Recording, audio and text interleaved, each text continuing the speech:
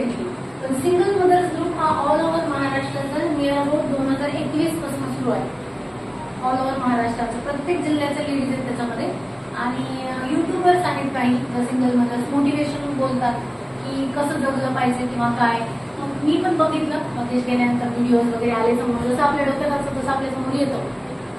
ते व्हिडिओ बघितले तर सुप्रिया नरवाडे म्हणून नगरची आहे, जी की तिच्यामुळे तो ग्रुप बनला असं आपण म्हणू शकतो. तिचे मिस्टर पण ऍक्सिडेंटमध्ये डेथ झाल्यानंतर तिने व्हिडिओ बनवले, युट्यूबवर टाकले. मग ते व्हिडिओ बघितले आम्ही, मग कमेंटिंगमध्ये ओळख झाली. मग इन्स्टामध्ये आम्ही एका ग्रुपमध्ये आलो, त्यांनी ऍड केलं. मग आम्ही जेव्हा ग्रुप जॉईन केला तेव्हा फक्त आम्ही 16-17 जणीच होतो. जेव्हा ग्रुपमध्ये एंट्री झाली तेव्हा 16 ते 17 जणी.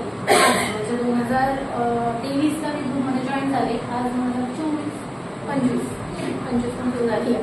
सो 1.5 वर्षामध्ये नियर अबाउट 100+ मेंबर्स त्याच्यामध्ये आहेत ऑल ओव्हर महाराष्ट्र. आणि इतक्या छोट्या छोट्या मुली आहेत त्याच्यामध्ये. सगळ्यात छोटी जी आम्ही नेहमी सांगतो की 22 वर्षाची सिंगल मुली आहे, नगरचीच आहे ती. सो अशा छोट्या आणि खूप प्रॉब्लेम फेस करत करत जगतायत.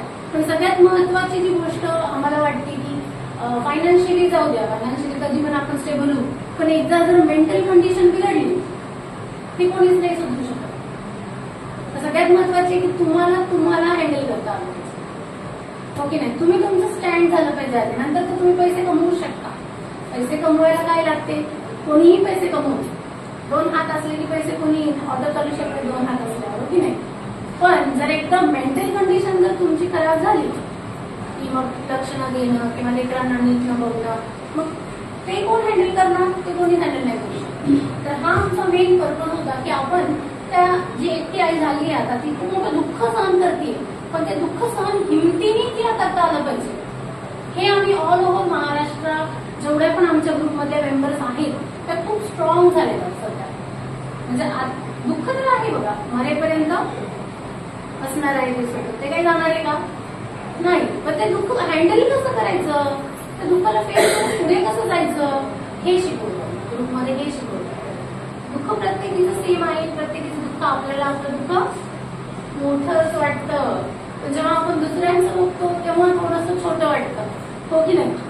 वाटतं की नाही. आपण आता एवढं जणी भेटलो, पण एखाद्याची स्टोरी ऐकली की वाटतं बापरे, आता ती जी मुलगी आली म्हणतात सुरेखाताई होत्या, ती माझी जुनी स्टुडंट होती 2014ची. आणि ती मला आल्यानंतर म्हणली मॅडम मी तुमचे व्हिडिओ बघून आले इंस्टाग्रामचे.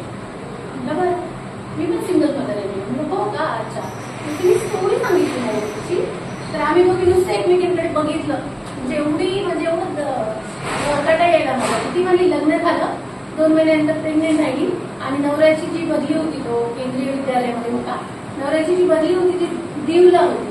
दीव दमन मध्ये बेटावर, एका बेटावर 2 दिवसांची डिलिव्हरी झाली. तर 2 दिवस आधी तिच्या नवरा पाण्यामध्ये पडून गेला, असं तिने सांगितलं. आता आज तिचा मुलगा 5 वर्षाचा आहे. मग मी म्हणलं म्हणजे यंगच आहे ना आता, 3च महिने संसार केला तुम्ही. हो, मुलगा तिचा 5 वर्षाचा आहे. म्हणजे आपण आता हे दुःख ऐकल्यानंतर तुम्हाला नक्कीच तुमचं दुःख कसं वाटेल, कमी वाटतं की नाही बाबा आपण जगलो तरी, आपण संसार तर केला, आपल्या लेकरांनी वडील तरी बघितले, त्या लेकराला वडील बघितले का नाही ना. सो असं असते. म्हणजे एकदा तुम्ही ग्रुपमध्ये आलात की आपण स्ट्रॉंग कसं होतो, एकमेकांचं दुःख बघून. चला आपलं बरं आहे बाबा, आपलं बरं आहे असं वाटतं बरं का. आणि वाटते 100% वाटते. आज आमच्या 100 लेडीज आहेत तेवढ्या स्ट्रॉंगली जगतायत आणि त्या एकमेकींना समजून घालतात. जाऊ दे बाबा आता असं आहे, असं जगायचं. म्हणजे तेच दुःख आहे पण एकमेकींना समजून घालतात. सो असा म्हणजे ग्रुपमध्ये येण्याचे फायदे काय. आणि नंतर काही दिवसांनी 1-2 महिन्यांनीच लेडीज सांगतात की हे म्हणजे ग्रुपमध्ये आल्यामुळे मी एवढी स्ट्रॉंग झाले, मी हे करते. असा आहे ग्रुप. आपण करूया, तुम्हाला पण जॉईन त्या ग्रुपमध्ये नक्की. सो सगळ्यांचं स्वागत आहे माझ्या क्लासमध्ये तुम्ही आल्याबद्दल. आणि आपण आता पुढचा प्रोग्राम करूया.